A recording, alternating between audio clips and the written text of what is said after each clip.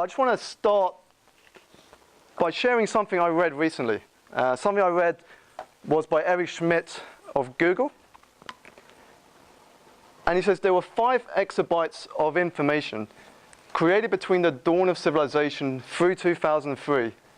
But that much information is now created every 2 days, and the pace is increasing. And now when I read that, I went, wow. It sort of raised a question in my head.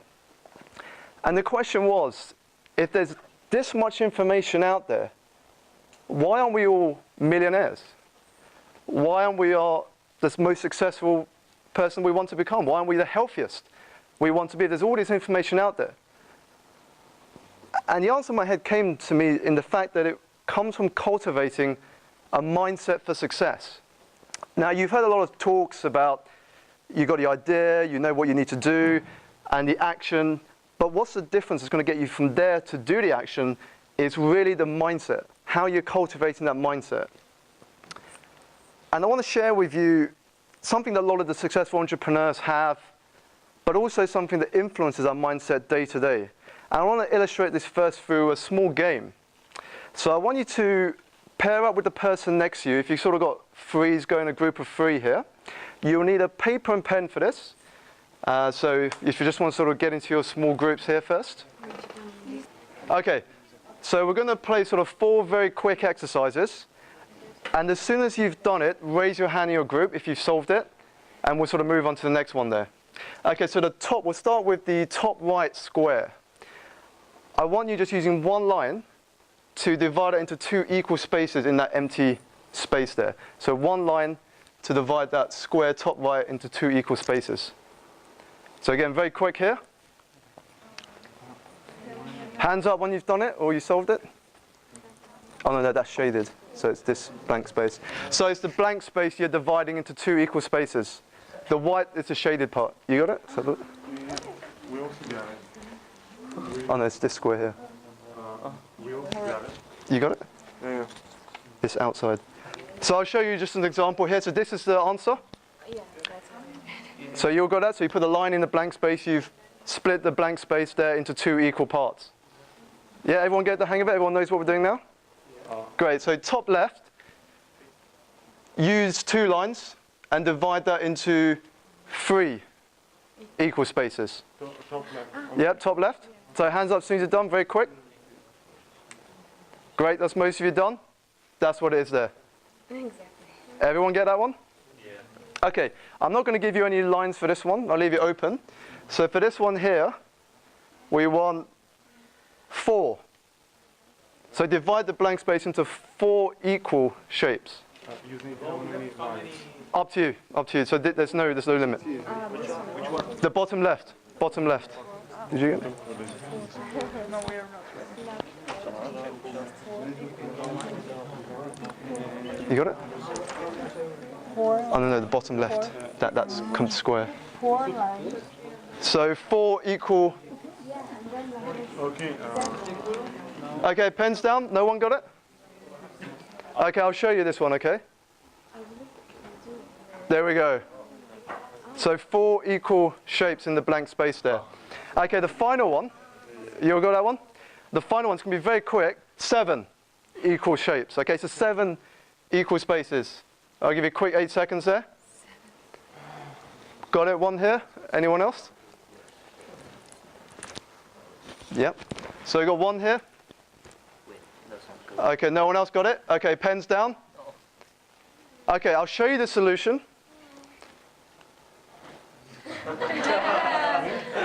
So, most of you didn't get it, and why was that?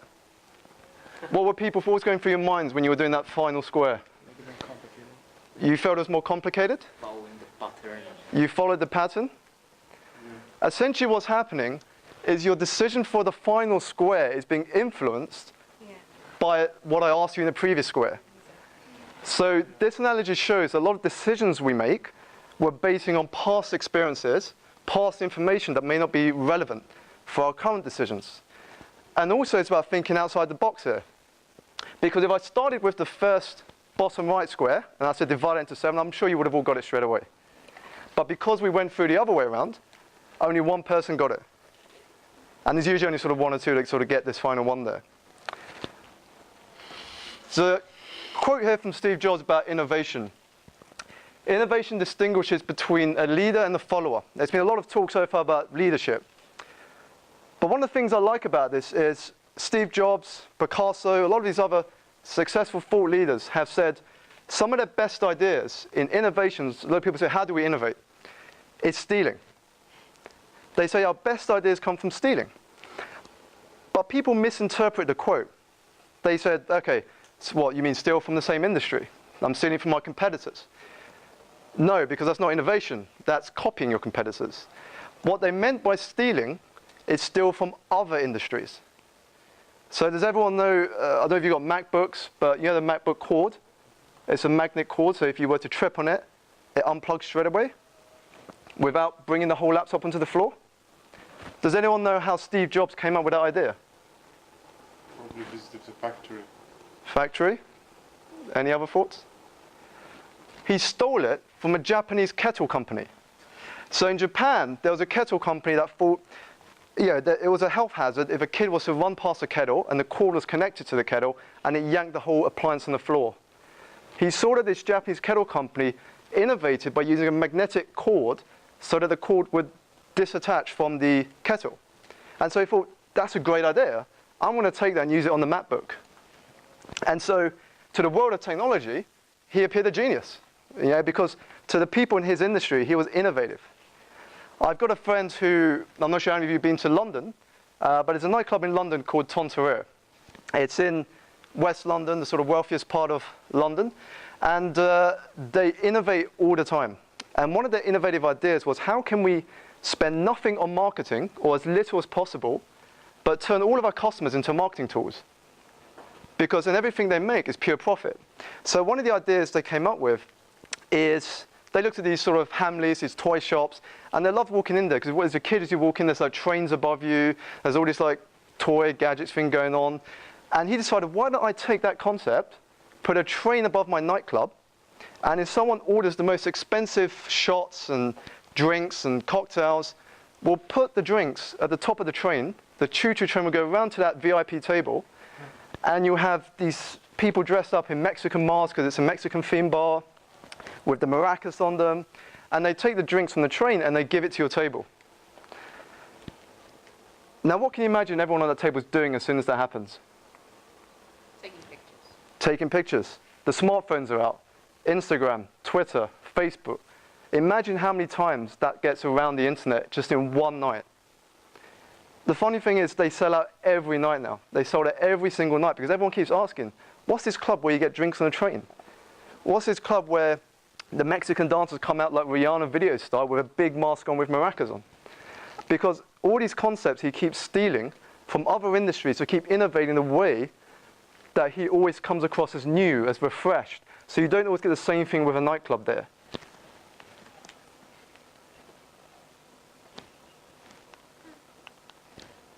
Okay, there's some text missing. Okay, so this actually moves into vision and why, vision dissection here. However, before you can cultivate a mindset for success, the first thing you have to accept is that you're 100% responsible for where you are now. And there's something that is empowering about that, because until you accept 100% responsibility for where you are right now, you can't sort of move forward. You can't change your direction there. How many of you seen 127 Hours, Danny Boyle's film? Anyone seen that? Got one person there? Two people. So it's based on a true story about a guy who loves adventure. So he goes out in the US, he goes to these canyons, he loves climbing these canyons. One day he decides, I'm not going to tell anyone I'm doing this little canyon adventure. So no one knows where he's gone. He goes to these canyons in the US and he gets caught.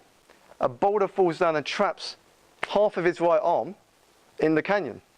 And he can't pull his arm out. So he's stuck there in the middle of a canyon with no one around him. No one to call, no mobile phone, nothing. And for 127 hours, he's figuring out, he's realizing at that point, he's facing death. He can't pull himself out. I won't go into too much graphic detail, but in essence, it's a true story. And what he did is he realized the whole thing was his fault. He didn't tell anyone where he was going. He didn't tell anyone what he was doing, so no one could find him, even if he wanted them to. So he took responsibility. He knew that the only way he could change where he was if he took the action. He was 100% responsible for where he was. And on the 127th hour, he found a blunt. He looked at the blunt Swiss Army knife he had in his pocket, and you can imagine what he started doing with his right arm. He got out.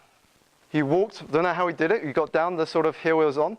He walked for kilometers after kilometers, and eventually bumped into a tourist group who helped him. And he tells his story today through books, through speeches, that sort of thing.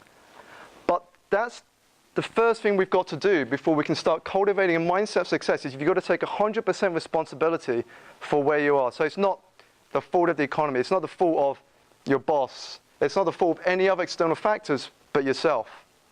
And it starts with the vision. So I've got here clarity equals power. The reason why clarity is power is a lot of us know what we don't want. Beginning of the new year, New Year's resolutions. I don't want to be in this job forever this year. I want to be quitting smoking this year. You know what you don't want. It's so easy. But when you ask a lot of people, what is it you do want? Where do you want to be by the end of the year? A lot more people get stumped. They haven't sort of really spent time to think about it. Why it's important to spend time here is because when you visualize where you want to be, whatever area of your life is important right now, when you visualize and immerse yourself in it, it creates a magnetic force. It sort of pulls you towards it. It's something exciting. So to give you an example, I wouldn't use I want to quit smoking as sort of what I want there. I would create a visualization of how good will it be to be at the top of my health game. I'm the fittest I've been. I can actually go to the beach without having to cover up all the time because I don't want to show off my body, and the fact that people actually want to talk to me a lot more now. They don't smell the sort of cigarettes coming out of my breath, and I can sort of, I feel a lot more comfortable in that situation. You sort of focus more on the positive visualization of what that creates there. Now, Richard Branson is quite interesting. He owns so many Virgin companies. He obviously doesn't run all of them. He understands the power of outsourcing. He has the idea, he outsources it to other people to run for him. But where do you think energy comes from? The energy to constantly do this, energy to constantly set up new businesses, the energy to do anything in your life. Where do you sort of think energy comes from? Anyone want to? Passion? Motivation. Desire, motivation? Setting goals. Setting goals? Vision. Vision, yeah. It actually comes from being excited. Energy, some people say, I need my sleep. I get energy after sleeping a lot, catching up on my sleep. But there's been people who've created massive success by not sleeping that often, because the excitement carries them through. You get the energy from being excited. That's why visualization is so important. And what I want to do now is to give you an experience of how you can use visualization yourself. And the best time to use visualization is in the evenings and the mornings. And the reason is because you have a subconscious and a conscious brain. And the subconscious will focus on what you tell it to focus on through your mind. So if you were looking for, let's say, a red car, guess what? Suddenly you start noticing all the red cars around the street. But it's not that the red car suddenly appeared in the street. You're just now more conscious of noticing all the red cars around you. So what happens is that if you were to align more your subconscious with your conscious, suddenly opportunities seem to attract themselves towards you, and you suddenly find yourself meeting people that can help you. So what I want to do is give you an experience with visualization. So I want you to sort of 2 feet on the ground. I want you to sort of sit up straight. First of all, once you sort of got into that position, I just want you to breathe. So you have to stand. You can stand if you want, but you can sit down if that's easier. So just sit down with your feet on the floor. Sit upright, and just focus on your breathing first. So full breath in, full breath out.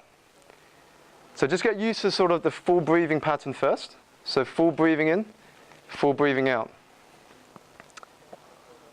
Okay, and then I want all of you to close your eyes as you settle in this sort of breathing rhythm. So you'll get your eyes shut, just focus on breathing in and breathing out.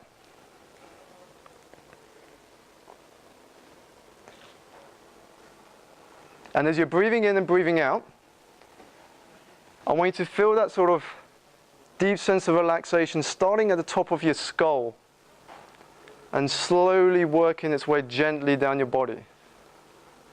Through your skull, through your eyelids, your shoulders, your arms, your fingers, your legs, and your feet. And as you continue to get into this deep sense of relaxation, I want you to bring to mind 3 things that you're grateful for in the last 24 hours, however small. It might be the beautiful weather we're having. It might be someone you managed to connect with. However small, bring 3 things to mind of what you're grateful for.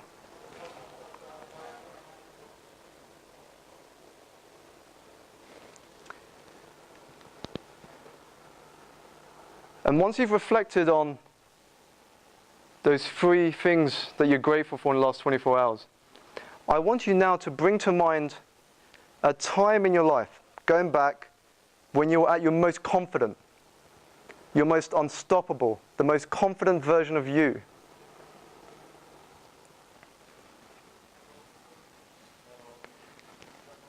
And recall how that felt.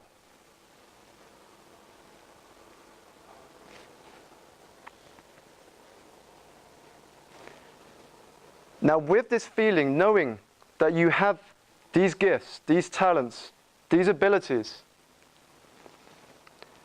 I want you now to visualize your perfect life, your perfect business, your perfect health. And I want you to begin by noticing where you are when it's perfect for you. So where are you at this moment?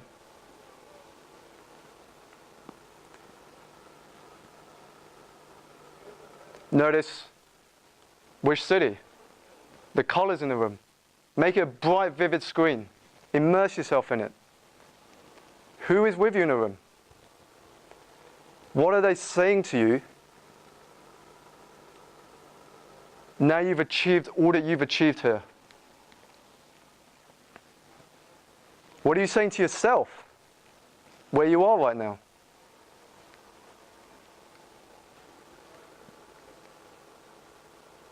And now notice the feelings that come to you.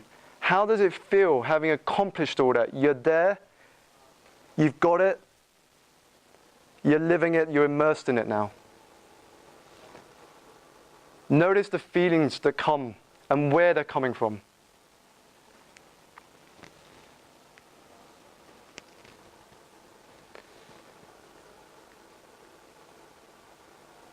Spend time there and notice how good that feels. Now I want that feeling to cover you like a blanket. So that feeling to wash over you. So it's coming down through your head, through your shoulders. Let that just drop all around you. Bathe in that sort of feeling of how that is in this visualization. And ask yourself why you're experiencing this feeling, if you're ready to take the steps required to get there. And listen to that voice inside. What does it say? And I'm going to count slowly to 5. And at the end of 5, you'll open your eyes, feeling more relaxed, more focused, and ready to take your life in the direction you've wanted.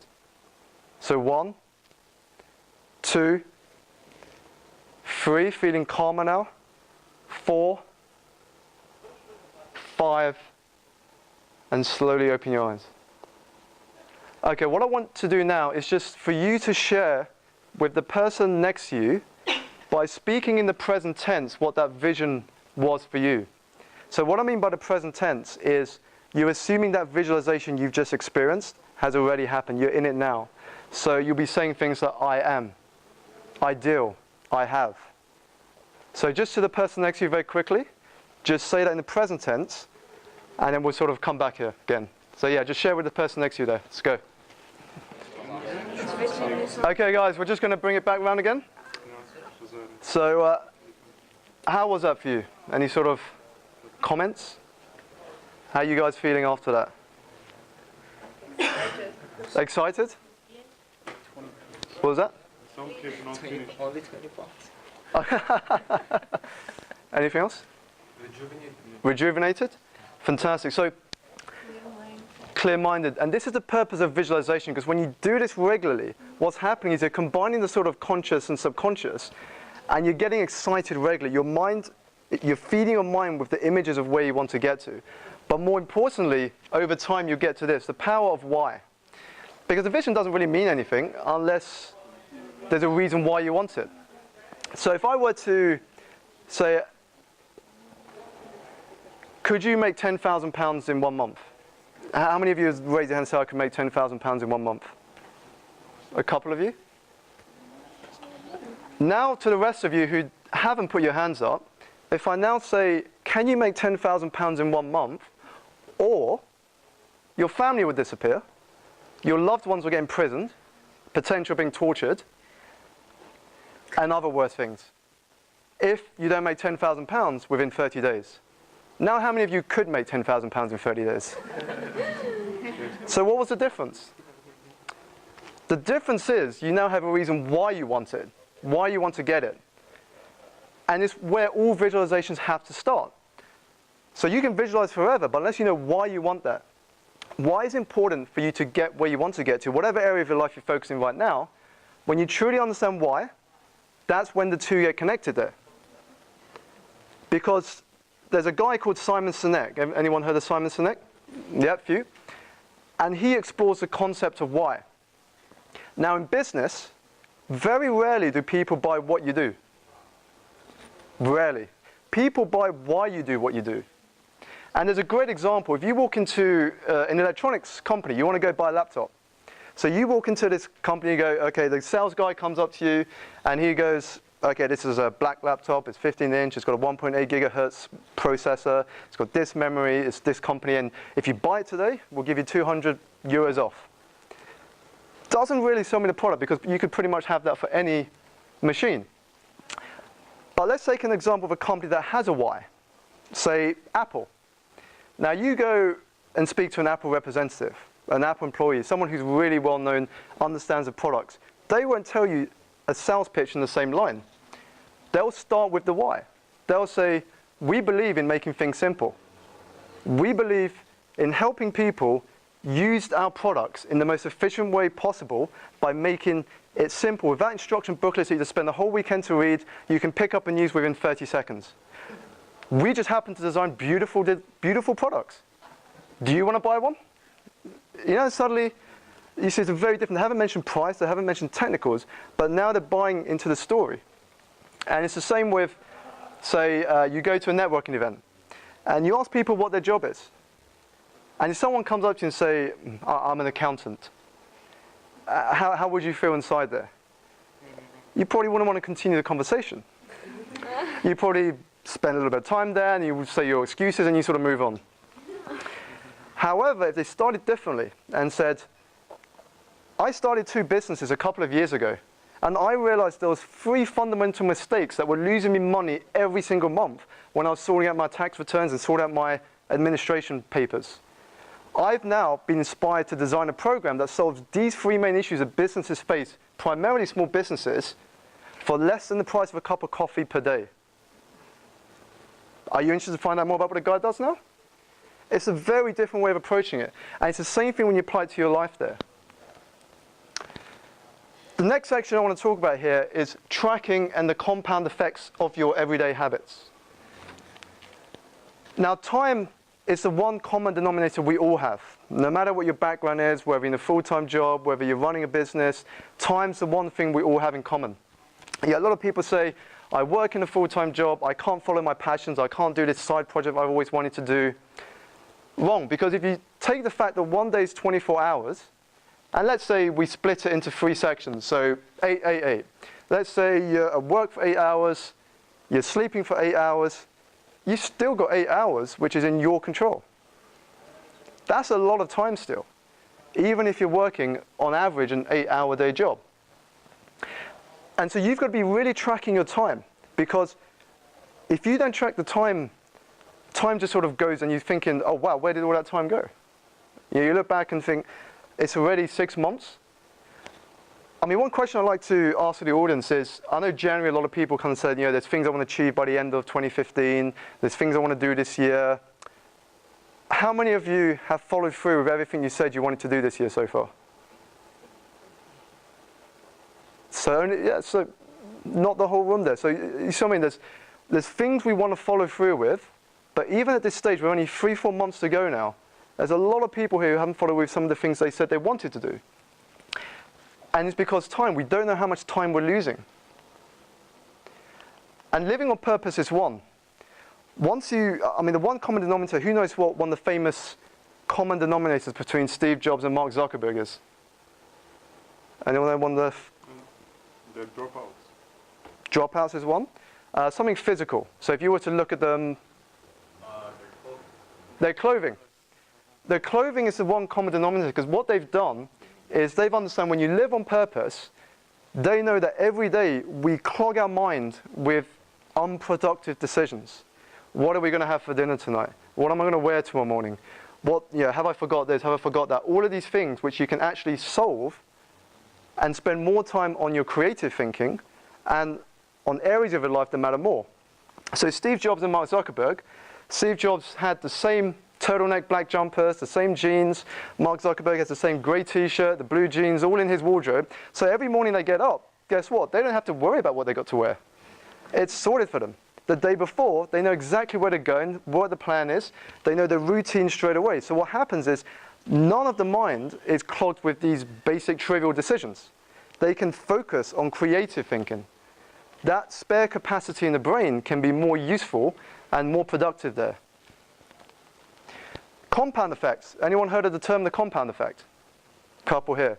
Now, the compound effect is very powerful in the sense that here it shows that a lot of choices we make, assuming we make the decision on January 1st, most of the time, let's say I want to get healthy, I'm sign up to the gym, I'm going to join the gym, start doing some weights, doing some running. I'm not really going to notice much change until, on average, about 27 months here. But most people give up after 3-4 months and say, I didn't see any results. I've been to the gym a lot, but I still look the way I do. And this is a compound effect because it's what your regular decisions that matter. It's what you do regularly, not what you do once in a while, that's going to determine the result. A monetary version of this that explains the compound effects is this. So I'm going to give you two options. So one is I can give you £1 million in cash now, or I'm going to give you €1 million in cash now, or 1 cent now, but I'll double that 1 cent every day for 30 days. Who would take the £1 million cash now? Okay, a couple of you. How many of you would take the 1 cent today, given I'll double it every day to month 30? Okay, the 1 cent is the right answer because you get to sort of day 22, 23, I think you're up to about sort of 88,000, something like 88,000 euros. It's not until you get to day 28, day 29, and you hit day 30, you've actually made 5.4 million euros. And that's a monetary version of the compound effect in action. Is this those small daily decisions you take that compound over the months, over the years, to what the results are. There's a famous statement I heard, and I think it sums it up so true. You get rewarded in public for what you spend years doing in private. And I think this sums it up clearly in the diagram there. And this is just something that sort of summarizes that. So you make your choices, then your choices make you. Every decision, no matter how small, alters the trajectory of your life. Because with that compound effect, you can slowly divert, and then you just go back meters off where you were going on that trajectory. So the last part I want to talk about here is the mindset and the magic of accountability. And in the magic of accountability, I'm going to talk about mastermind groups. Is anyone a part of mastermind groups? Know what I'm talking about with mastermind groups? Okay, 1 or 2 people here. I'll dive a bit more into the power of this, so you know a little bit about it, and you may want to join one after this session. So going back to this quote about the mindset, one of the biggest barriers to a mindset for success is our beliefs. So I just want you to shout out some beliefs that have guided your life so far. So it could be a belief that I've got to work hard, I've got to have a family by the age of 30, whatever it is. What sort of other beliefs have dominated your life so far? Any beliefs? No? What's that? When you say A, you also say B. Okay. Yeah. I clearly hear my mother in the back of my head. So parental influence. Yeah. Okay, parental influence. Anyone sort of get that as well? For the parental influence. Yeah? So it could be beliefs created through your parents. But whatever beliefs you have, here's the interesting thing. Pretty much every belief you have is made up, except for two. And it's these two. The one on the left is the laws of gravity. I mean, straightforward. If I were to push the glass will fall and sort of break if it's on sort of hard floor there. And the second one on the right is the rule of law. Yeah, if you were to commit a crime, you get put into jail. That's what happens. But everything else is pretty much made up. And it's up to us to question those beliefs and whether those beliefs are applicable or useful to where we want to go. Okay, so here we got belief is a catalyst that activates all your mental and physical powers. The text has sort of come off a bit. Basically, the left box is talking about potential. So we all start with this potential, the potential to achieve whatever it is in those areas of your life that you want to focus on. The second is the belief part, which I talked about earlier. So there's a famous saying that says, whether you think you can or you can't, you're probably right. And that plays back into the fact that it's our invisible world that creates our visible. So one of the previous lecturers said, what comes first, thinking or feeling? The fact is, thinking always comes first, because moment to moment, all we are ever doing is feeling our thinking. So moment to moment, whatever you're thinking, you're feeling, and that creates your reality.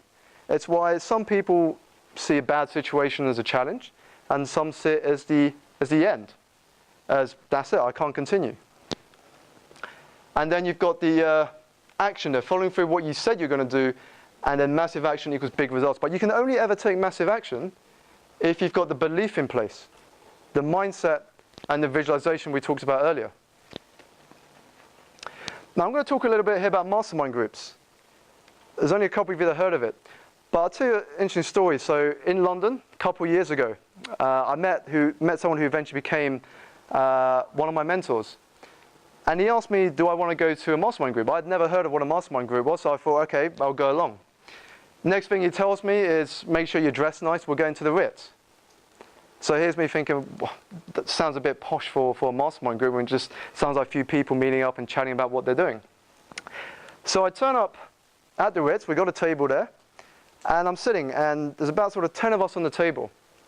And he says, okay, I want each of you first to introduce what you do, and so everyone knows a bit about you. So he starts on the right, and the first people on the right were this couple on the top right. If you watch National Geographic, the couple was called Kylie and Patrick. Patrick left his job at Goldman Sachs about 4 or 5 years ago. They met while shooting a pilot on a handheld camera on YouTube in Italy about 4 years ago. Their program, when Kylie met Patrick, is now aired in 76 countries after they quit their jobs. And they now have 4 companies between them, one being HelloFresh, which is one of the UK's fastest growing startups. I then met Mark Burton. So Mark Burton is the owner of this nightclub I was talking about, and then some other, down the bottom you've got a TEDx speaker for those who watch TED Talks, and he sort of runs infrastructure development in Africa. And so you can imagine when all these people started saying who they were, and here's me, and I've not started anything yet. I'm thinking, okay, I want to explore this in terms of my business, and all these people have said their credentials, and I'm keeping my fingers crossed it doesn't come to me, because what have I got to say? So it comes around, and fortunately, it stopped one person before me and says, we're out of time, we've got to move to the next section. But in the 3 months I was part of this mastermind group, the impact it has on you is incredible. They say you're the average of the 5 people you spend the most time with, and that's completely true. So when you're hanging around with people, when you meet them on a weekly basis, and they're saying to you, oh, I've just launched this new product in Italy, I've got my new line that's going to be launching at the Fashion Week in 2 years' time, or 1 year's time because I'm working on the lines to come out, I've got a couple of designers working with me. Suddenly you start thinking, wow, if he or she can do that, what's possible for me? And when you hang around with these sort of people who are exactly where you want to be or on the same journey as you, you can't help but take some of that enthusiasm, that energy into where you are. So what I want you to do now, just as a self-reflection, I want you to jot down on that bit of paper, who are your 5 friends or 5 people that you spend most of your time with? So just quickly jot down who are the 5 people you spend most time with. Today, or not what we wish. At this moment, yeah. So who are the 5 people you spend most of your time with? Or if you haven't got paper, just think about who these 5 people are.